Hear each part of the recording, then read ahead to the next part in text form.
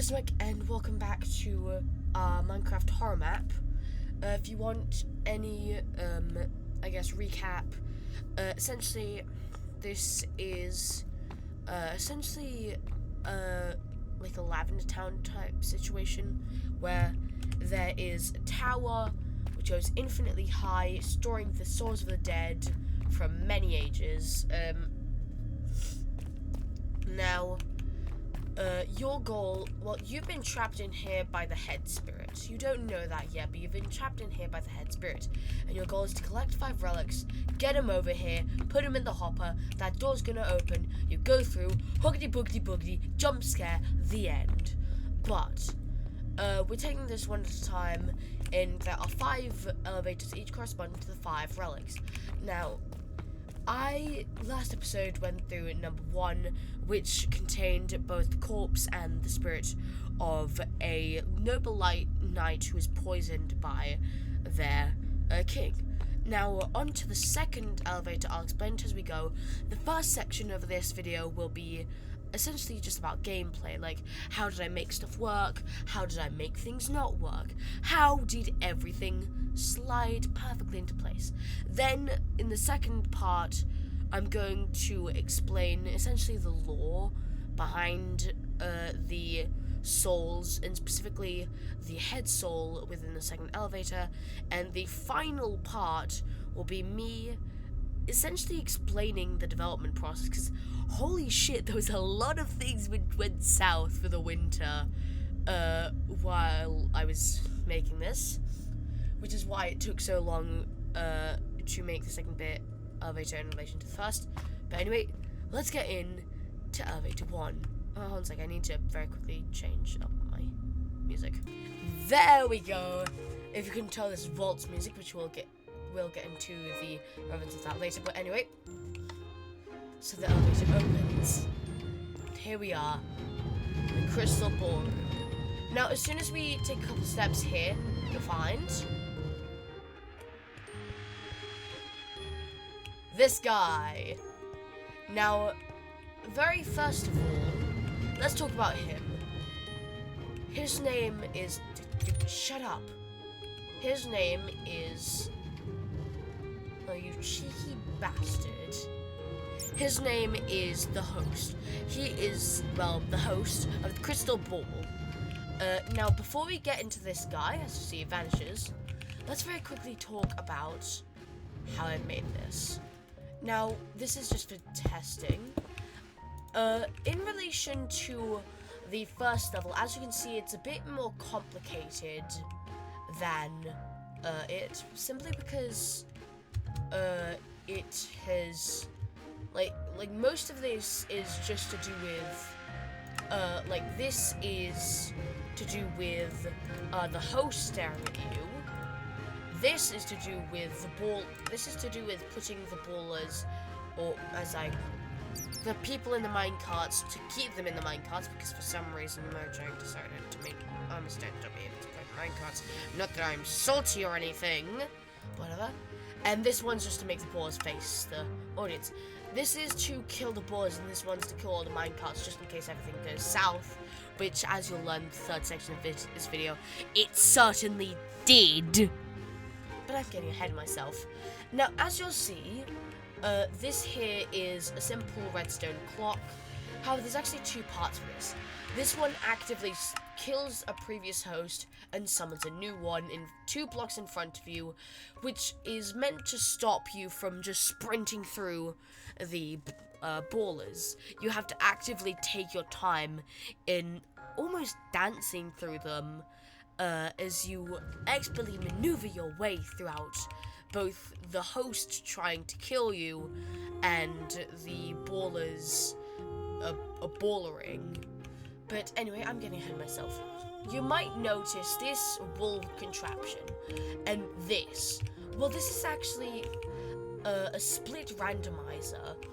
Now, this is a regular randomizer, and then there's 2 randomizers built off of that 1 randomizer, which means there's 4 separate individual command blocks which you can go to. But I'm getting ahead of myself. This is essentially a line of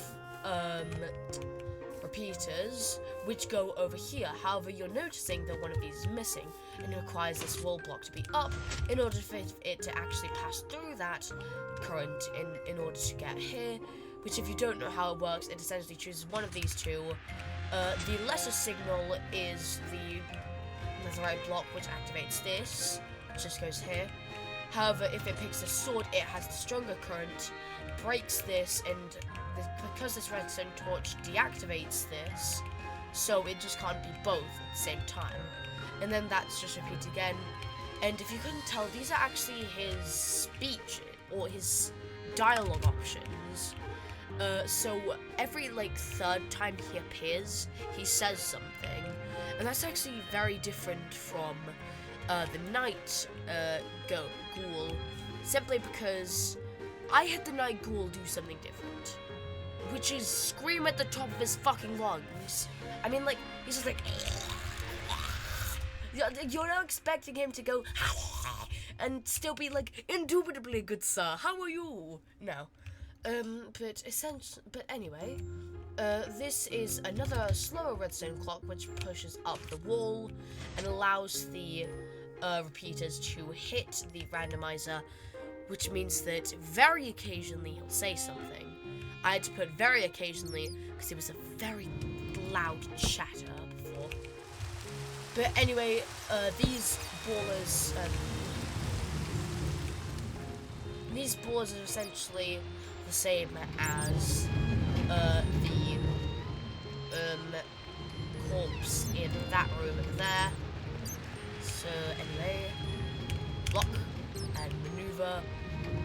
By the way, you can't just jump as shown before. I put some purple blocks below this and made it so that it detects if two. So essentially, how this guy works is it detects if. Oh, shit, thunderstorm. Hold on. I don't want anything to burn after all. This entire thing's made of wood. And also, I just hate.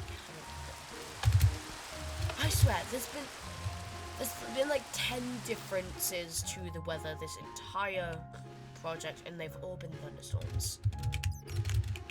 But anyway, essentially, there is as you can see, there is a layer of purple blocks below this. So, just so that the host doesn't just randomly pop in on occasion when entering a level, any of the levels. If it detects the block below you, or 2 blocks below you is purple, that means even if I jump, sprint, he'll still be able to appear. So, yeah, essentially, what we have to do, granted, we could just do this. I have been trying to fix that. I swear, I'm pretty sure there's a very quick fix. Hold on a second, I'm fixing something. If I did this, would it be able to kill me? Really quickly, I'm gonna double check. So if I... Yep, hold on. I need to quickly... Yep, this is a Satan block. If you want to know why it's called the Satan block, please watch till the end. So, now if we were to go 3 at all entities with the tag of host. Now if I got, where is it? This one.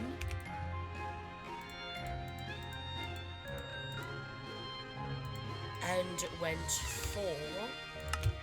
Would I still be able to do the thing?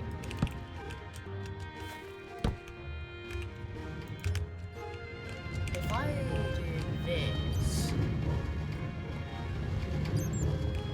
I would. You are a very bad host. But yeah, anyway, all we have to do is very quickly. Ow. Right, if you get too cocky, that could happen. you get hit by. Granted, I suppose I could increase the, I guess, leeway between dances, but I'll probably just do that off camera. But yeah, anyway. So yeah, if you do manage to outmaneuver the host, ow, which I very clearly was not able to do. Hold on. If you are able to outmaneuver the host, and that host is in, like, host of the ball, not host of an alien parasite. Hello, brother.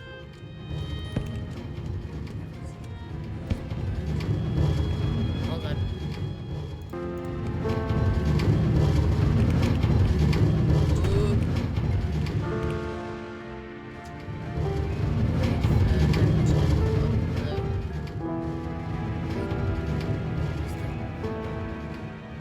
Hello there. Ow. You know what? I'm done with this.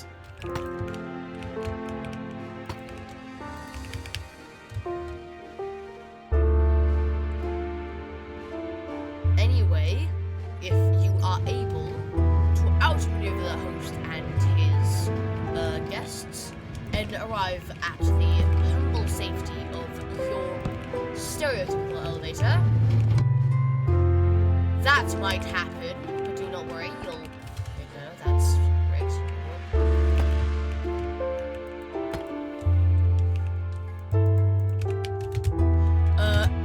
Hold on. You should, if you aren't already sprinting away from the host, you should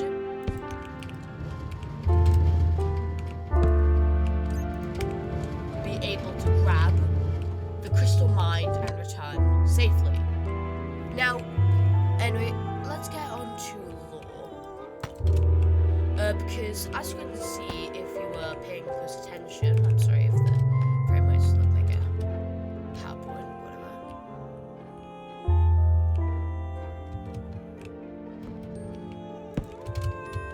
So essentially, the lore here is, well, obviously it's a ball. The crystal ball specifically as, well, this is now. But, here's the thing. This is actually a spectral shut up.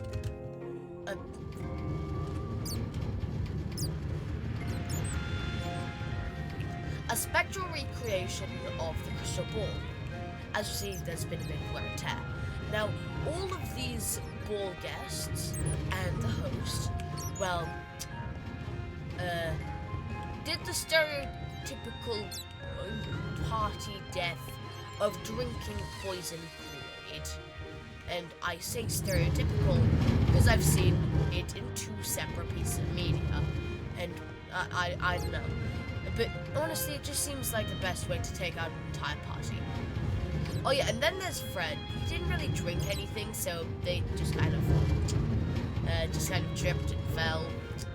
Yeah, and then they just kept on tripping and falling, and then they landed on their face on like a jagged tile, smashed their head open.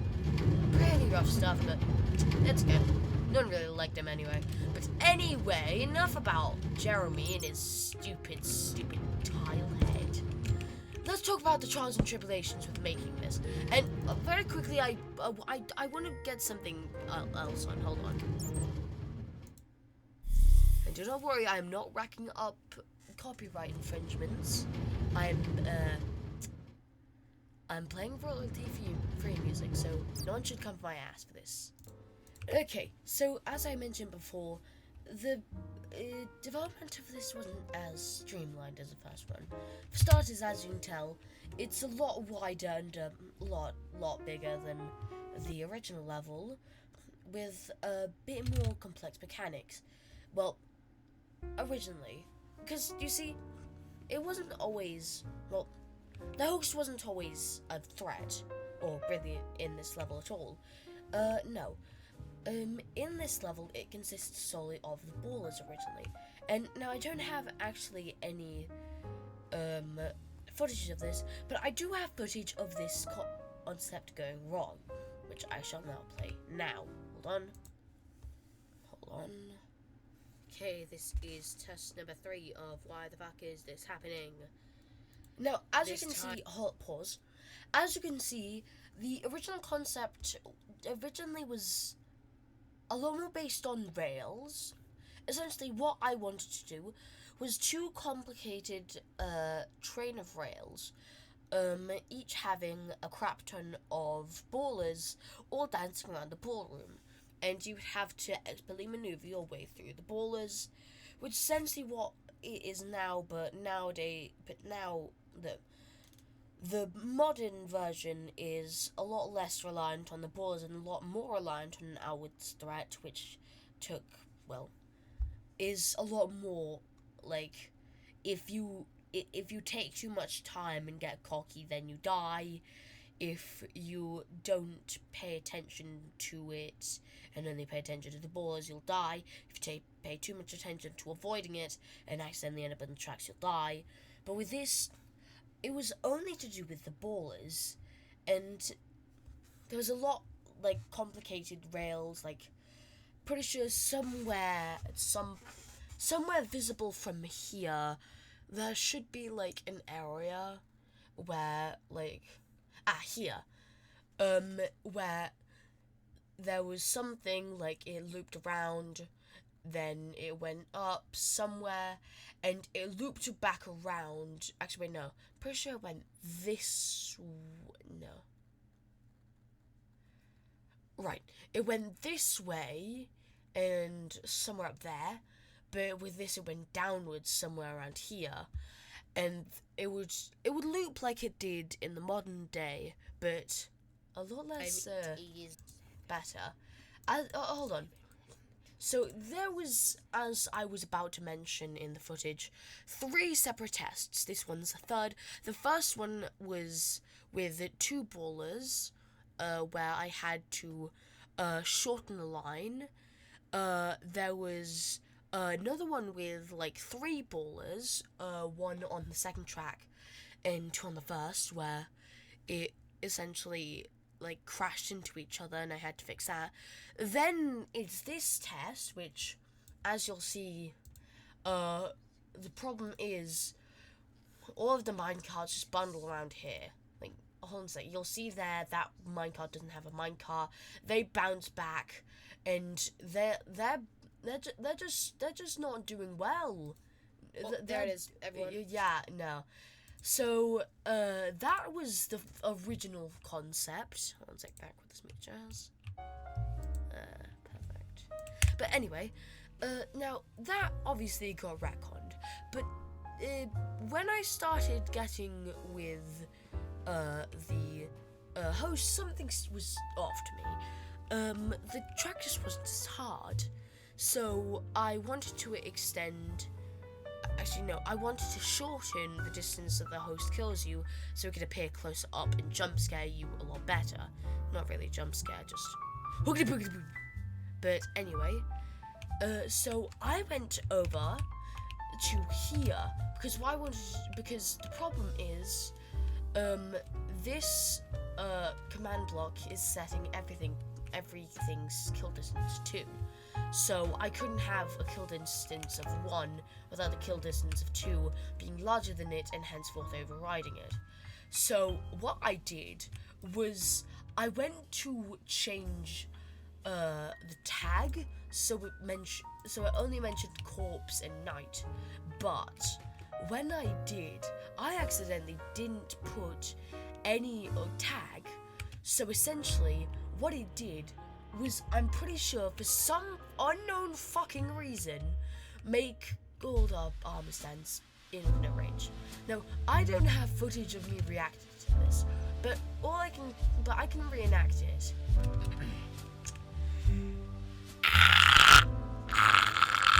There was a lot of crying. But anyway, so essentially, I went to where else? Reddit. And honestly, I didn't expect to find anything, but here's the thing. I found out that there was this mod which allowed you to essentially stop repeating command blocks. And I was like, well, sweet. But here's the problem. It's on NeoForge. And the problem with NeoForge is that it has every single mod you add on, every combination of mod has its own saved worlds for some fucking reason, which I cannot explain. And only for NeoForge. I've tried Fabric mods, as you can tell, with the Portal mod, but that didn't have its own save. It just used Minecraft. So why the fuck does NeoForge? But essentially, I had a new problem. How the hell did I get this world onto NeoForge for the mod to load, for me to disable the command block, for me to put it back in my vanilla world, because I don't want to just play with repeating command blocks off, because as I said, every mod combination has its own fucking world save. But I had a plan, and this plan actually came from a Reddit user. Hold on. It came from Reddit user I'm Feed555, who suggested that I do essentially a Minecraft surgery. Sorry, it's pausing. I have to check it on my phone. But anyway, as I said, he suggested a brilliant suggestion. Just file it, dumbass. And so I had the way to do it. But here's the thing. I don't know what I'm looking for, nor do I know what I'm meant to do. Well, I do know that. But where the fuck am I meant to find the worlds in both things? Well, Ironbeard actually gave a reasonable suggestion, which was essentially just go to... Well, hold on. Let me pull something up. If you create a new world and go to here, data packs, you can open the pack folder. Now, you can navigate your way through the pack folder and manage to find your way back to the worlds. What I did then was I took this world, which was Cemetery Tower, plopped it into those saves, and what do I know? It worked. And so, yes, I died one final time, but after that, all the repeating command blocks stopped. The armor stand stopped teleporting, the kill stopped killing, and most importantly, I wasn't dead. So naturally I managed to work my way over there, sort out the problem, take the saved world back to my vanilla world, and now I am never using NeoForge ever again. Unless I get soft locked. But anyway, so I managed to finish this in less than a day after I found that out, and I also found that out after a road trip which just happened today. So most of what you're seeing now, including the roof, the host, and everything else, all happened today.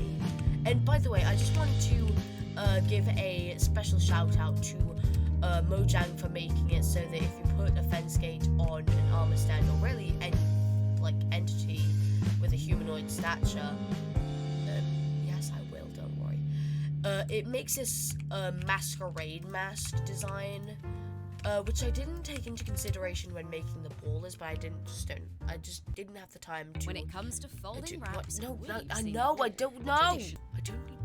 Thank you. Anyway, I didn't take that into consideration when making the ballers. I honestly just didn't want to remake them. But for now, that's level 2. I am officially done with, which is probably, well, not really, but is, I know this isn't saying much, but my biggest Minecraft build to date, especially the biggest Minecraft build I've shown on here. I've built some other bigger ones than what I've shown on here, like the egg gun. I built much bigger egg guns, I'll tell ya, huge egg guns. But anyway, this massive slab of